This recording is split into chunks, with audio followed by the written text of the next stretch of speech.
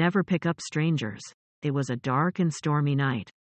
The kind of night where you just want to curl up with a good book and a cup of tea. But Sarah had to go out. She had promised her friend that she would pick up some groceries for her before the store closed. As she drove through the deserted streets, the rain pounded against her windshield. The wipers struggled to keep up, and Sarah couldn't see more than a few feet in front of her. She was starting to regret agreeing to this errand. Just as she was about to turn onto her friend's street, she saw something strange on the side of the road. It looked like a person, huddled under a tree, trying to stay out of the rain. Sarah hesitated for a moment, but her compassion got the better of her. She pulled over and offered the stranger a ride.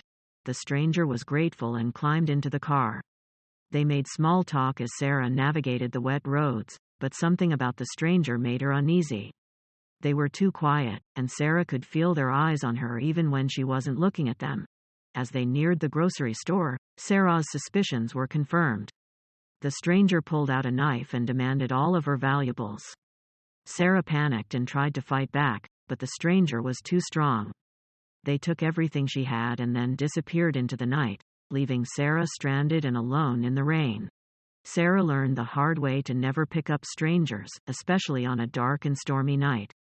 Sarah sat in her car, shaking with fear and shock. She couldn't believe what had just happened. She had been robbed, and now she was stranded in a deserted part of town with no phone, no money, and no way to get help. She tried to calm herself down and think of a plan. She could walk to the police station, but it was miles away and she wasn't sure if she could make it in the storm. She could try to flag down a car, but who knew who she might encounter on a night like this? As she sat there, trying to decide what to do, she heard a knock on the window. She jumped, startled by the sudden noise. When she looked over, she saw a group of people huddled under umbrellas, looking at her with concern. Sarah hesitated, but she was desperate for help. She unlocked the door and the people rushed in, bringing with them a gust of cold, wet air. They introduced themselves as a group of travelers who had gotten stranded in the storm and saw her car on the side of the road. They offered to take her to the nearest town and get her some help. Sarah gratefully accepted their offer and climbed into their van. As they drove through the storm, she couldn't help but wonder what other dangers the night had in store for her. But she was grateful for the kindness of these strangers, and she hoped that they would make it to safety before the night was over. Sarah and the travelers arrived at a small town just as the storm was starting to die down.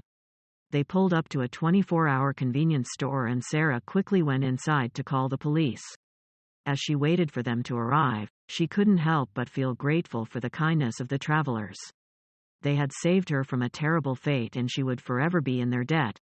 When the police arrived, Sarah gave them a description of the person who had robbed her and they promised to do everything they could to catch the perpetrator. In the meantime, the travelers offered to take Sarah home and make sure she was safe.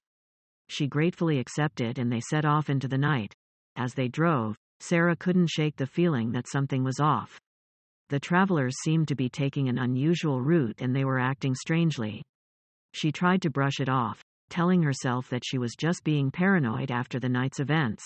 But as they turned onto a deserted dirt road, Sarah's suspicions were confirmed. The travelers were not who they said they were. They were a group of cultists, seeking to add Sarah to their ranks. She fought and struggled, but in the end, she was no match for them. They dragged her screaming into their lair, never to be seen again. Sarah learned the hard way that sometimes, even those who appear to be rescuers can turn out to be the greatest dangers of all. Sarah was thrown into a dark and damp cell, alone and terrified. She had no idea how long she had been there or what the cultists wanted from her. She only knew that she had to find a way to escape. She searched the cell for any weaknesses or vulnerabilities, but it was solid and well secured. She was running out of options and beginning to lose hope. Just when she thought all was lost, she heard a faint noise coming from the wall. At first, she thought it was just her imagination, but as the noise grew louder, she realized it was the sound of someone trying to dig their way through the earth. Sarah's heart raced with excitement and she rushed over to the wall, digging and clawing at the dirt with her bare hands. After what felt like an eternity, she finally saw the faint glow of a flashlight. She screamed for help and the digging intensified, until finally, a face appeared on the other side of the wall. It was a group of survivors, like herself, who had been captured by the cultists and were now trying to escape. They pulled Sarah through the narrow tunnel and together, they fled into the night, vowing to bring down the cult and put an end to their twisted practices. Sarah never forgot the horrors she experienced that night, but she took solace in the fact that she had survived and that she had helped bring about the end of the cult. She knew that she would always carry the scars of that night, but she also knew that she was stronger because of it.